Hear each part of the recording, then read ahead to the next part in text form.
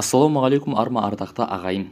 Бұл күнде әлеуметтік желіде Алмасбек аға бастап, еліміздің түрлі аймақтарынан шаруалар мемлекеттен қуаңшылық соңы жұт екенін мойындап, жәрдем етуін сұрауда.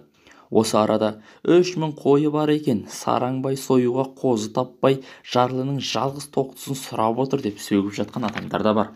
Ағайындар, білейік, сол 2-3 мың қой бағып жүрген жігіттер ең әуелі қазақтар.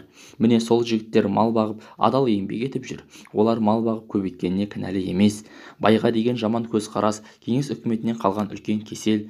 Байды жек көру кеңес үкіметінің әрбір азаматына салдырған екпесі еді ғой.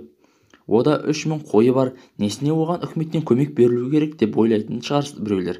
Оның себебін түсіндіріп көрелік. Ең қарапайым түрде айтсақ, ол 3000 қой қазақтың, жалпы Қазақстанның қойы. Елде бар 3000 қойдан 3000 төл алып, 2500 қойсы сойылып сатылып, жылына 500-ге жуық өсуі керек. Солай ма? Жоқ, бұл жолы анық жұт. Яғни қозы жоқ, сатуға келмейді. Өлім-жітім өте көп, ал сатылғаны ақтамайды. Қосымша тағы 700 мың қой, 700 немесе 1000 қой сатуға мәжбүр. Яғни қалғаны 2000-дай қой. Сонда 3000 қойдан 2000 қой қалды. Өсім жоқ, таза шығын. Тіпті мемлекеттен субсидия көмек алмапты. Аспаннан киіз жауғанда сол жігіттерге ұлтарақ та бұйырмапты.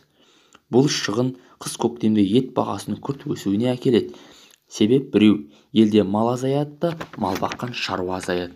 Қой құндыз болады, жылқы жұлдыз болады. Ет бағасы өссе де, басқа түссе баспақшыл дегенде көнеміз.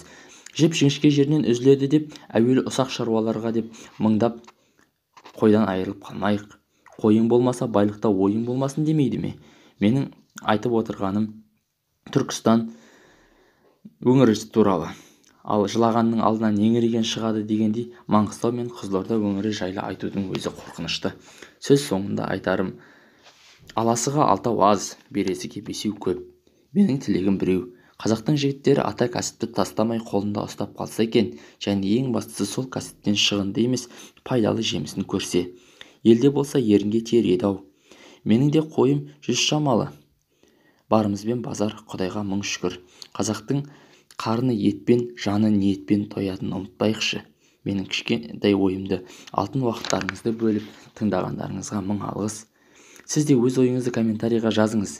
Міндетті түрде оқимын. Аман сау болыңыздар. Назарларыңызға рахмет.